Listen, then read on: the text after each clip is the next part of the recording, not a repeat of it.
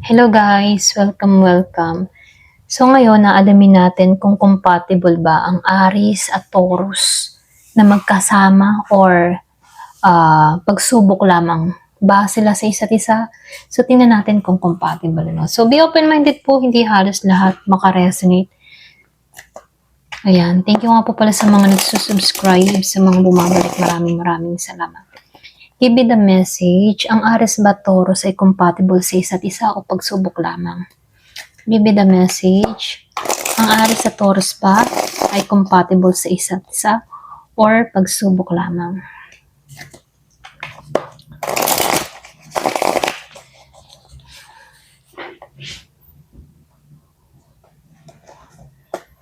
Give me the message. So, lumabas dito, no? Meron ditong Knight of Pentacles upright. So, Ace of Pentacles reverse. Meron ditong the Moon reverse. Queen of Wands upright. Five of Cups upright. Eight of Cups. The Chariot reverse. Ten of Cups upright. Six of Pentacles. Meron ditong Four of Cups reverse. The Hangman. King of Swords reverse. And the Three of Wands reverse. Okay, so tingnan natin kung compatible ba or pagsubok lamang. So, dito, no, yung Aries sa Taurus.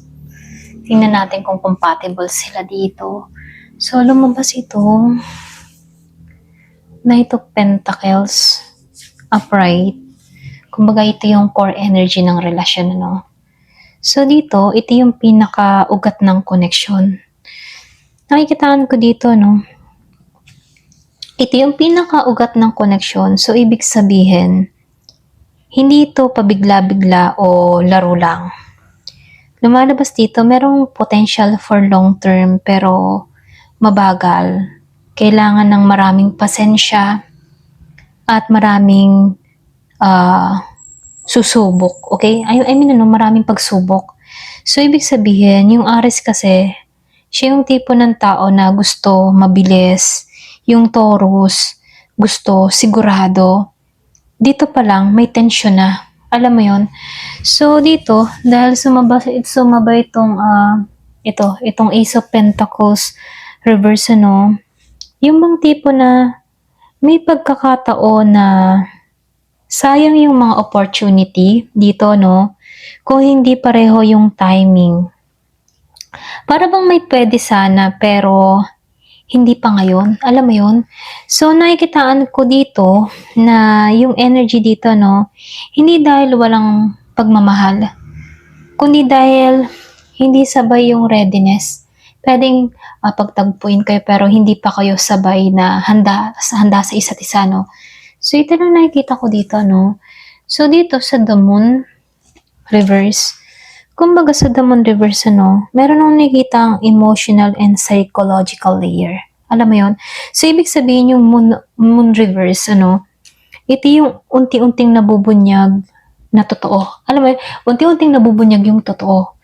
So, ibig sabihin, meron akong nakikitang takot, insecurity, selos, pagdududa na dati ba tinatago. Ngayon, lumalabas na dito, no, sa the Moon. So, nakikitaan ko dito, no, yung hindi lang ito relasyon na puro ilusyon, lumalabas dito yung reality check talaga. Okay? So, dito, nakikitaan ko dito sa Queen of Wands upright. So, malakas yung attraction, ha? Meron kayong chemistry, may confidence, at admiration, ano?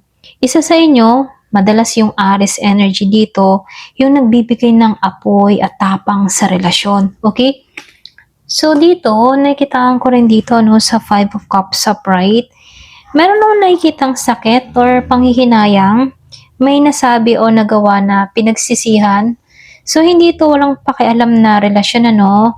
Masakit kasi, may halaga pa. Ito lang nakikita ko. Pwedeng merong nasayang, pwedeng meron ditong hindi nag-uusap, or pwedeng meron ditong no contact, yung iba sa inyo. Okay?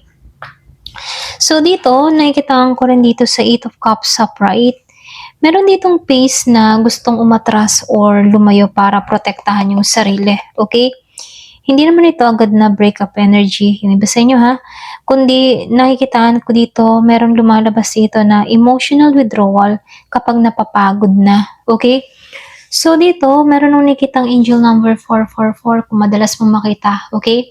So dito, dahil nakabaliktad si angel number 44 po, wala pang nagaganap dito, okay? So dito, nakikita ko dito yung the chariot reverse, hindi malinaw kung saan pumunta or papunta. Yung mga tipo na gustong umabante, pero meron dito na umaayaw pa, okay? So, isang humihila, isa yung preno. Ganun ano, may humihila pero may pumipreno, okay? Hindi umuusad, may pumipigil, okay? So, dito, no, nakikitaan ko rin dito yung Ten of Cups upright. Ito yung pinakamalakas na spread sa card kasi itong si Ten of Cups, ibig sabihin, may tunay na potential para sa emotional fulfillment, ano. So, ibig sabihin, posibleng maging masaya yung relasyon nyo kung pareho kayong pipili. Ayan, pasensya na po tol, okay? So, may tumawag. Ayan, start ulit tayo, no? So, dito sa Ten of Cups, ano, yung magtipo na meron naman kayong tunay na potential para sa emotional fulfillment dito. So, lumalabas dito, posibleng maging masaya kayo, no, pagdating sa relasyon, kung pareho nyong pipiliin yung sarili nyo, okay? Pareho kayong pipili sa bawat isa, ganon. So, nakikitaan ko dito sa Six of Pentacles dito, no? Dito sa Six of Pentacles, ano, dahil naka-upright siya, lumalabas dito yung bang tipo na dapat may susi dito sa give and take. Alam mo yon? So, kapag isa ang nagbibigay, babagsak ito. Pero kapag natuto kayong magbigay sa bawat isa, parehong lalalim yung connection. Okay? Kung yung isa lang ay take ng take, medyo babagsak, pwedeng iwan na ng isa. Pero kung pareho kayo nagtutulungan sa bawat isa, mas magkakaintindihan yung connection at lalalim pa. Okay? So, dito, lumalabas din dito yung Four of Cups, reverse. So, dito, no, nakikitahan ko dito yung wake up call, lalo-lalo na dito sa card na to. So, sa Four of Cups kasi, dahil naka-reverse siya, no, meron akong nakikitang realization na ayaw kong palampasin to. Ganon. Okay? So, ibig sabihin, may nagigising sa halaga ng relasyon na ito.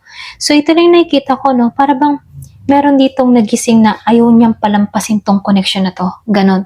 So, nakikita ko din dito sa dahang manano, yung dahang mang upright, nakikita ko dito, ito yung relasyon na merong aral. So, ibig sabihin, ano, hindi madali, pero nakikitaan ko dito, nagbabago kayo bilang tao dahil sa isa't isa. Kailangan ng sakripisyo at bagong pananaw. Ito lang nakikita ko dito. So, dito, lumabas itong King of Swords and the Three of Wands reverse. So, pareho silang naka-reverse dito, no? So, dito sa King of Swords, nakikita ko dito, yung problema dito, communication. Okay? So, may word na masakit, merong hindi sinasabi, or pwede rin may manipulative na silence minsan, ano? Dito, madalas nasisira kung hindi maayos yung usapan. Okay? So, dito sa Three of Wands reverse, meron akong nakikitang delay. Hindi agad maabot yung future plans dito, no, sa Three of Wands. Pero hindi naman ibig sabihin impossible na late bloomer lang yung energy dito. Okay? So, nakikitaan ko dito yung final, ano, compatible naman kayo sa isa't isa. At ang sagot ay yes, ano. Kasi nakikitaan ko dito, compatible kayo sa isa't isa at oo ang sagot. Hindi lang siya madali. Alam mo yon? Kasi dito, nakikitaan ko dito, merong mga pagsubok. Hindi lang basta pagsubok, nakikitaan ko dito, ito yung tipo ng karmic connection na may reward kapag napagtagumpayan. Okay? So, yung summary dito, no, nakikitaan ko dito, masakit, minsan, pero may lalim, ano. So, nakikitaan ko dito, malakas yung attraction, ano, malaki yung growth lesson na nangyari dito. So, nakikitaan ko dito, meron kayong potential dito sa Ten of Cups, okay? Yung pwede kayong maging masaya, pwede kayong magsama ng long-term happiness dito, no? Meron lang konting nakikitang delay, medyo mabagal, pero hindi to fake, okay? Hindi fake yung relasyon or yung damdamin, ano. Nakikitaan ko dito, totoong nararamdaman. So, yung Aries dito at Taurus, hindi kayo pinagtagpo lang para lang sa saya, okay? Kundi para kayo matutong magmahal ng mas mature, okay? Ito lang yung mensahe sa'yo. Ayan, thank you for watching. Love and peace.